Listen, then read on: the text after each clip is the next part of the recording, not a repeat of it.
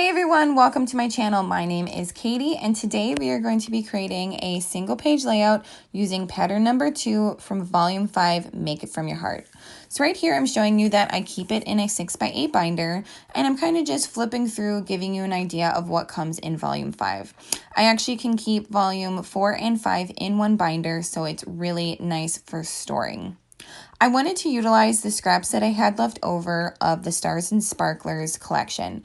I ended up buying the workshop kit and was able to make all the layouts in that kit, plus an extra one, and now this bonus one. So this one's great because it's literally just using all of the scraps. So you're cutting everything in strips and kind of just going from there. Right there I'm showing you that there was a gap because I didn't have a 10-inch strip of paper left, but no worries, it ends up being covered up by the photo anyway. What I really liked about this was the simplicity, but also the beauty of it. So to line it all up, you essentially just put that first strip 3 inches over, 1 inch down, and everything lines up. So right there, I'm showing you the stamp that I used for the title. It is an older retired stamp, but no worries. There is a new stamp in the current catalog. So the July-August catalog has a really nice 4th of July sentiment as well that you could utilize. So to get that circle, I ended up using the shaker window thin cut, and you do get the frame as well, but I can use that on another project.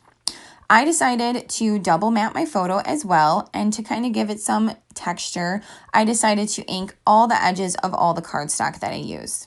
That's the thin cut I used to get that tag, and those are the colors utilized in this scrapbook collection. So I did bring out my shimmer brushes, but I end up not using them anyway.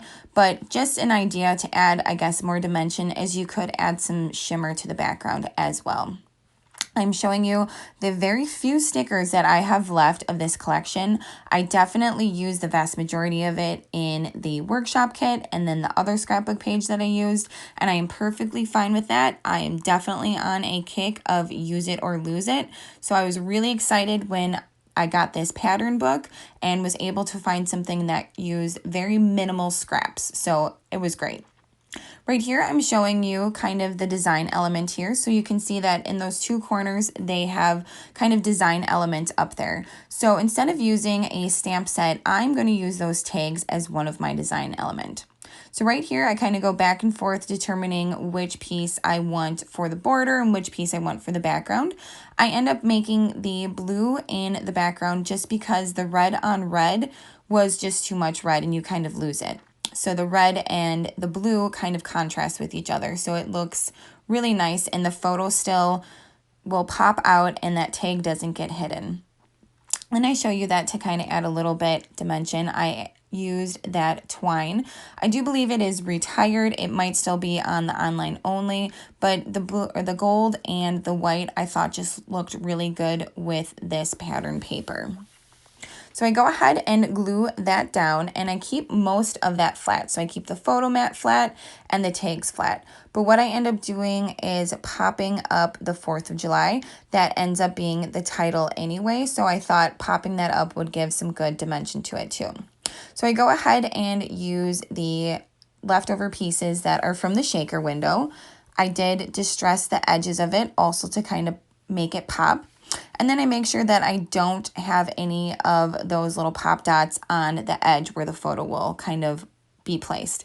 I don't have the photo yet, so I wanted to make sure I can still put the photo on. Then I kind of go and look at what I've cut out, what I'm using, and again, I don't have too many stickers, but I end up using the ones that I have remaining.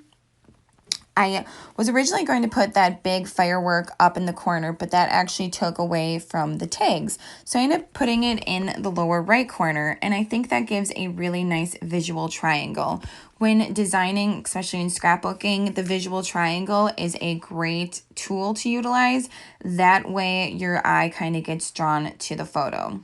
Those little fireworks or firecrackers that I cut out of the pattern paper, I end up not using, but I could potentially use it on another project.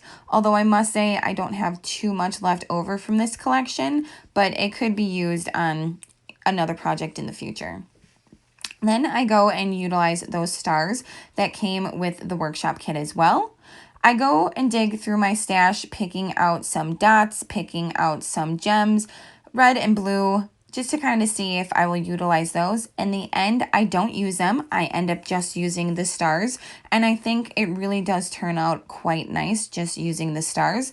And I'm really happy about just using the stars as well, because I'm, again, kind of on a kick of use it or lose it, and I just don't want things to kind of go to waste. So you'll see me for a little bit kind of playing with these gems. I put them on and then I end up just taking them off and adding those stars. I contemplate using the sticker stars, but I really liked the way the stars looked and the dimension that they give. My only kind of tip with these stars is when you are peeling them off, they can be kind of finicky. And when you peel them off, sometimes the glue dot kind of comes off with it. So just be careful about that.